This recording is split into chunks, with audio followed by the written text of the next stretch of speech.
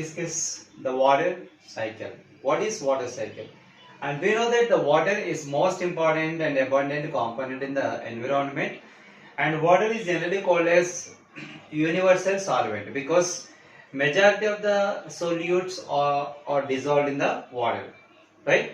And we know that the earth's surface is mostly covered by 3/4 by water, and depends on the quantity we can estimate that how water is useful for us, right? And here also the estimations are given here. Just to see that 97% of the water is mostly in the oceans and seas, and generally we know that the water present in the seas and oceans is more salinity, more salty, so that we cannot use such water for the regular usages, right? So even the 97% of water is present in the oceans and seas, we cannot use for our regular domestic purposes directly. Later, 2% of the water is located in the South Pole and North Pole in the form of frozen condition, generally called as glaciers, right? So the 2% of the water present in the both the South and North Poles also not we can use directly because it's in a frozen conditions, right? Later, only 1%, remaining 1% water is there, that is generally called as that out of 3%, 1% is the fresh water, and this out of 1% also 1/4 of the water will be in the groundwater. It is not readily available on the ground, it is under the ground. So what the water we are drawn from the bore wells and wells, this is what the groundwater, that is a 1/4 out of 1%.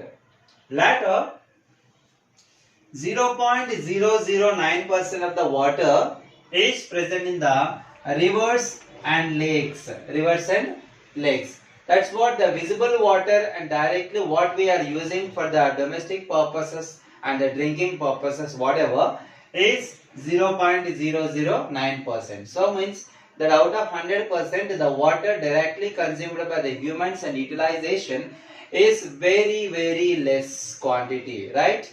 And later, the remaining percent of water will be in the bodies of living organisms, right? Living organisms like plants and animals, in their bodies also 70% of the water body weight is water only.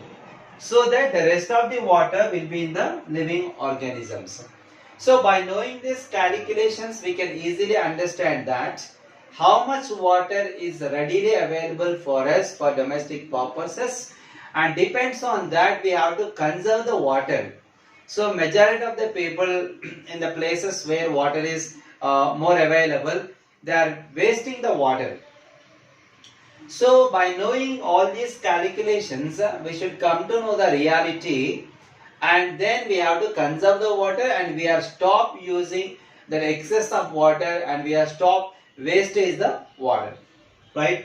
And coming to the here the water cycle. Water cycle in the sense of generally how much water is present in the on the land, and how much in the oceans and rivers and lakes and ponds, and how much water will be in the atmosphere in the form of humidity, and how much percentage of water will be formed as the form of clouds and all. And this concentration and this cannot be changed from the beginning of from the earth to since millions of years ago to the just now. The water content in the atmosphere is constant. The water percent in the atmosphere is constant, right? So generally we are knowing that 97% of the water is in the oceans and seas, like a blue color indicating this one, the oceans and seas. This is evaporated due to the heat. Due to the heat it get evaporated, right?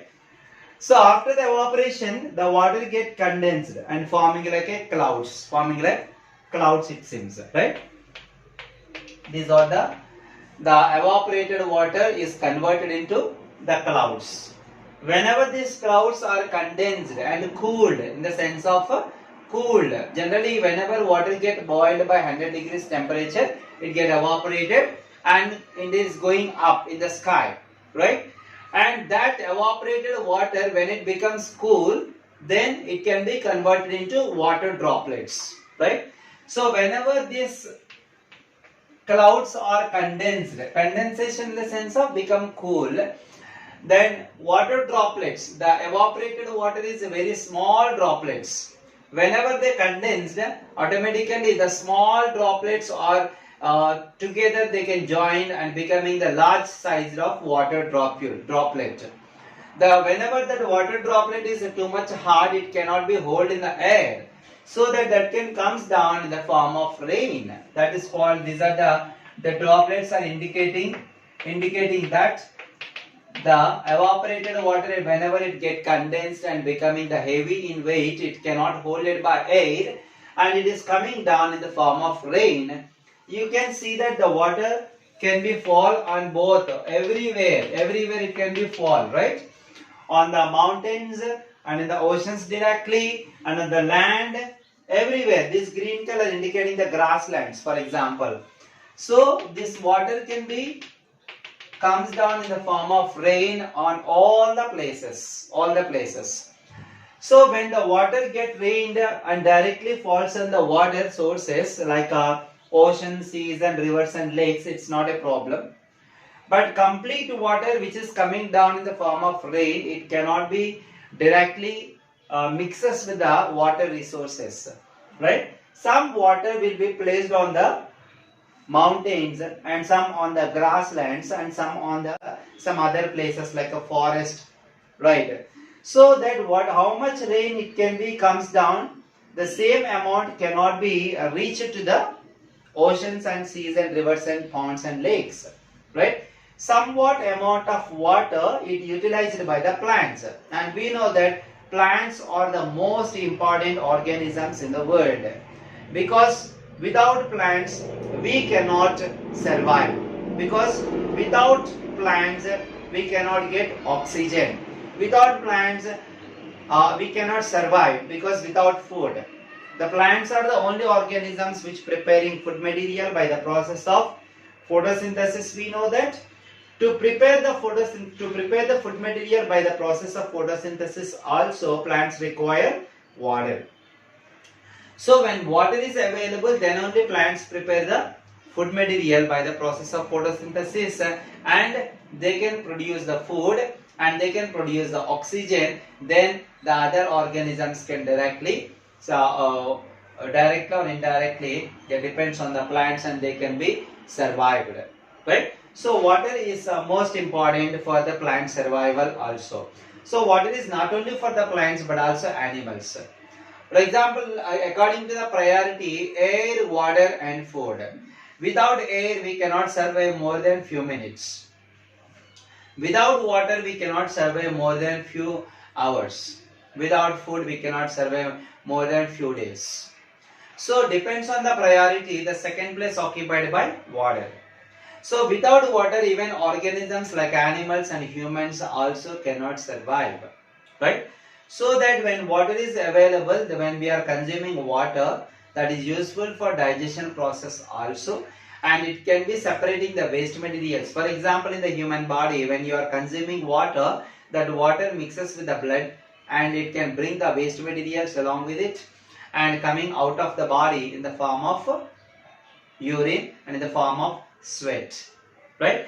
So to remove the waste material from the body, the water is most essential. And during the respiration also we exhale some water, right? So during respiration, generally we are exhaled the carbon dioxide and some amount of water vapor,